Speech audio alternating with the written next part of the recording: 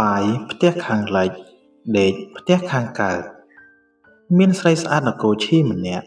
ដល់ពេលពេញរូបពេញរាងត្រូវមានគូស្រករក៏មានបុរសពីរនាក់ចូលមកស្ដីដណ្ដឹង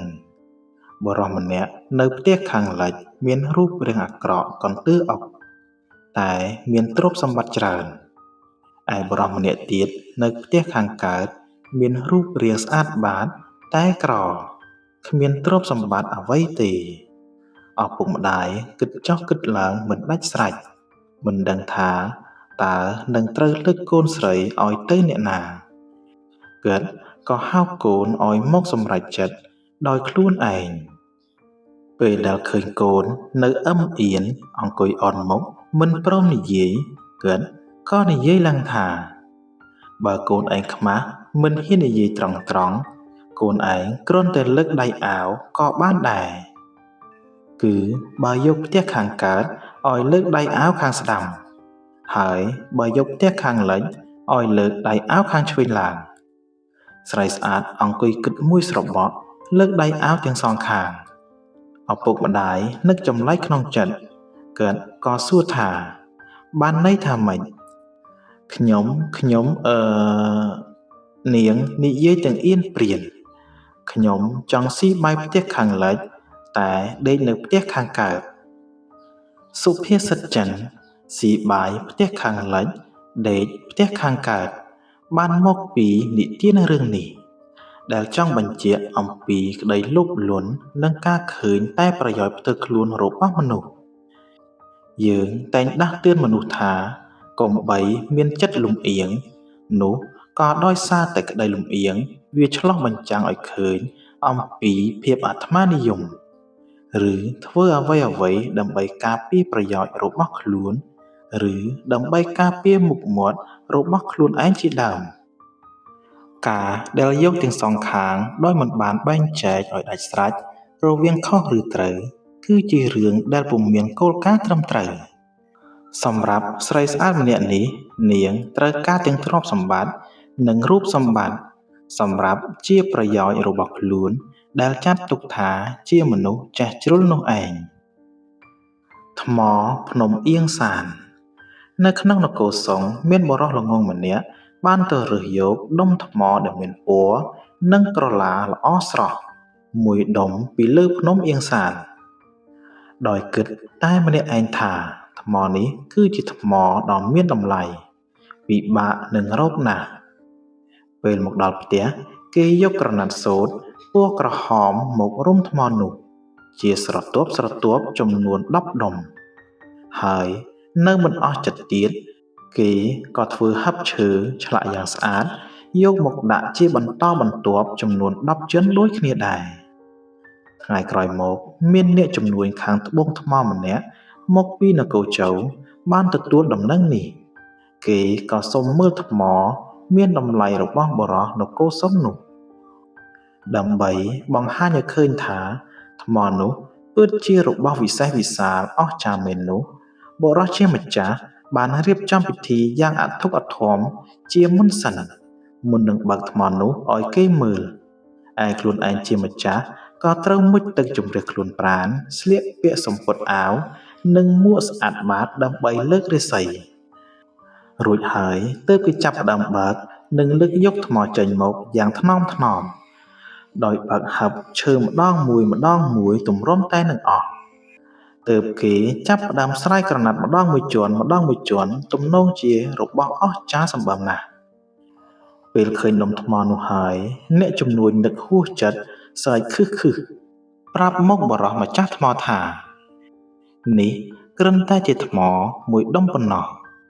វាមិនខុសអំពីថ្មដែលគេយកមកក្រាលធ្វើថ្នល់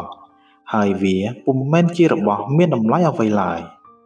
ឮដូច្នេះម្ចាស់ថ្មមានកំហឹងជាខ្លាំងគេយល់ថាអ្នកនោះ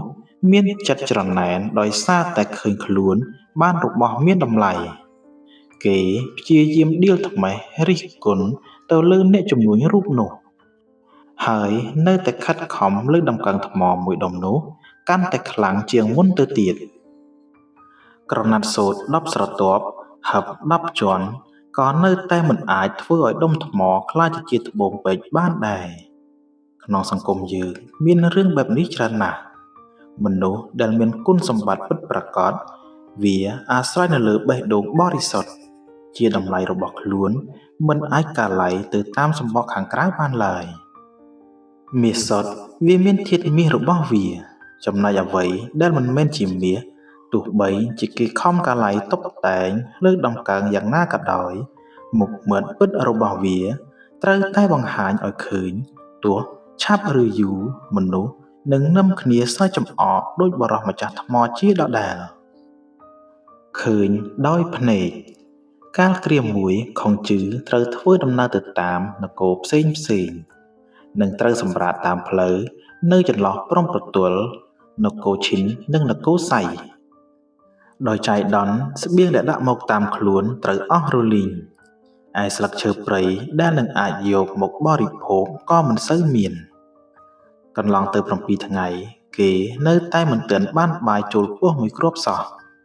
សូម្បីតែមួយពេលក៏គ្មានដែរដោយអស់កម្លាំងខ្លាំងពេកគាត់ក៏សម្រាកលង់លក់ទាំងកណ្ដាលថ្ងៃនោះទៅ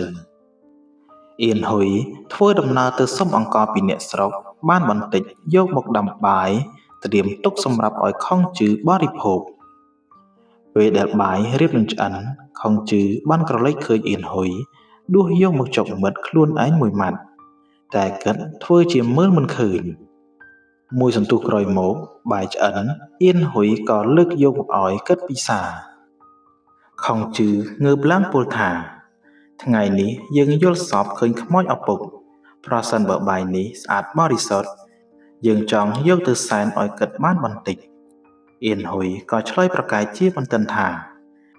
មិនបានទេលោកគ្រូអំបញ្ញមិញនេះមានកំទេចវល្លិធ្លាក់ចូលទៅក្នុងឆ្នាំង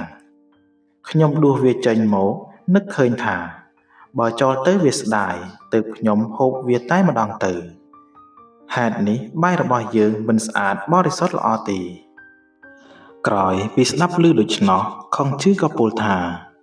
អ្វីដែលយើងជឿគឺភ្នែកតែយើងមិនអាចជឿទៅលើភ្នែកគ្រប់យ៉ាងទាំងអស់បានឡើយអ្វីដែលយើងជឿបានគឺចិត្តរបស់យើងតែទោះជាយ៉ាងណាក៏យើងមិនអាចជឿវាទាំងអស់បានដែរសិស្សទាំងអស់គ្នាចូលចាំឲ្យជាក់ថាការស្វែងយល់ពីនរណាម្នាក់មិនមែនជារឿងងាយប៉ុន្មានទេពាក្យសម្ដីរបស់ខុងជឺយោងទៅលើហេតុផលដែលថាអ្វីដែលយើងទទួលដោយភ្នែកត្រចៀកច្រមុះមិត្តនោះទោះបីវាជាការទទួលដឹងដោយផ្ទាល់ពីវត្ថុផងទាំងពួងក៏ដោយតែវាមិនមែនជាអ្វីដែលយើងត្រូវជឿទាំងអស់នោះទេការទទួលដឹងដោយញៀនទាំងនេះតែមួយមុខគឺជាការទទួលដឹងដោយសើតែប៉ុណ្ណោះខុងជឺយល់ច្រឡំទៅលើអៀងហ៊ុយក៏ព្រោះតែរឿងនេះដែរមានតែការទទួលដឹងដោយញៀនហើយយកវាមកចម្រាញ់ត្រេះរិះពិចារណាឲ្យវាទៅជាការទទួលដឹងតាមហេតុផលទើបអាចយកជាការបានចាញ់ដំណើរខុសអាយជឺមានមិត្តភក្តិជិតស្និទ្ធម្នាក់ឈ្មោះអ៊ីយិនមានកូនស្រីម្នាក់អាយុ2ឆ្នាំស្រស់ស្អាតគួរឲ្យស្រឡាញ់ធ្វើឲ្យអាយជឺពេញចិត្តជាខ្លាំងទើបបបួលអ៊ីយិនចងជាដន្លងនឹងគ្នាអ៊ីយិនសប្បាយចិត្តជាខ្លាំងគេសួរទៅអាយជឺថា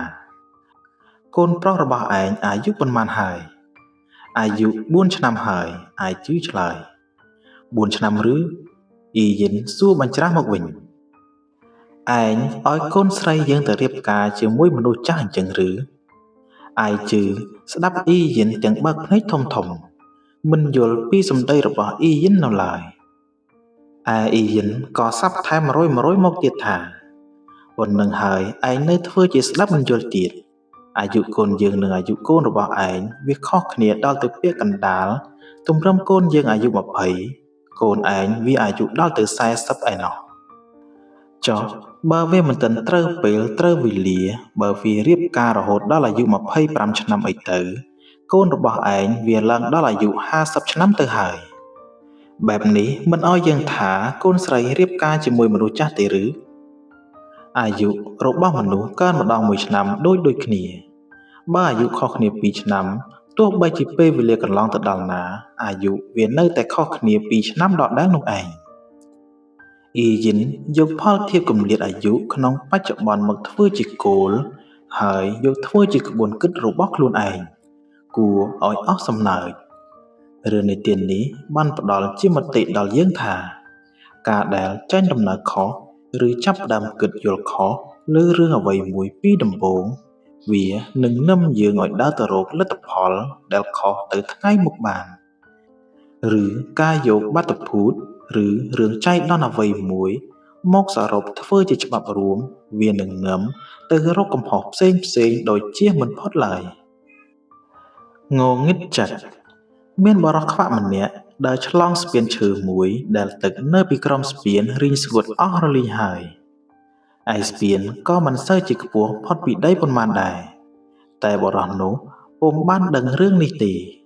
គេខំដើរយ៉ាងប្រុងប្រយ័ត្នបំផុតព្រោះខ្លាចភ្លាត់ជើងធ្លាក់ទៅក្នុងទឹកពេលឆ្លងបានពាក់កណ្ដាលគេក៏ភ្លាត់ជើងធ្លាក់មែនតែបានដៃរបស់គេចាប់គែមក្តារស្ពានជិបឯខ្លួនរបស់គេយល់តែតោពីក្រោមស្ពានស្រែកដង្ហោយហៅរកឲ្យគេជួយយ៉ាងគ្រលួចមនុស្សដែលដើរកាត់មកឃើញដូច្នេះក៏ស្រែកប្រាប់ទៅគេថាឯងខ្លាចស្អីទឹករីងស្ងួតអស់ហើយមិនក៏មិនប្រឡែងដៃទៅបុរសខ្វាក់មិនព្រមជឿគេទេនៅតែយល់តែតោស្រែកយំដង្ហោយឲ្យគេជួយគួរឲ្យវេទនាមិនយូរប៉ុន្មានគេក៏ទន់ដៃចាប់គែមស្ពានលែងជាប់ក៏របូតដៃធ្លាក់មកក្រោមពេលជើងធ្លាក់មកប៉ះដីពុំមានប៉ះទឹកអ្វីសោះគេមានចិត្តត្រេកអរជាខ្លាំងហើយនិយាយថាពុទ្ធោអើយបើដឹងថាខាងក្រោមគ្មានទឹកអញ្ចឹងម្លេះសំអញប្រឡែងដៃតាំងពីដំបូងមកហើយមិនចាំបាច់ខំតបខំស្រែកឲ្យហត់ធ្វើអី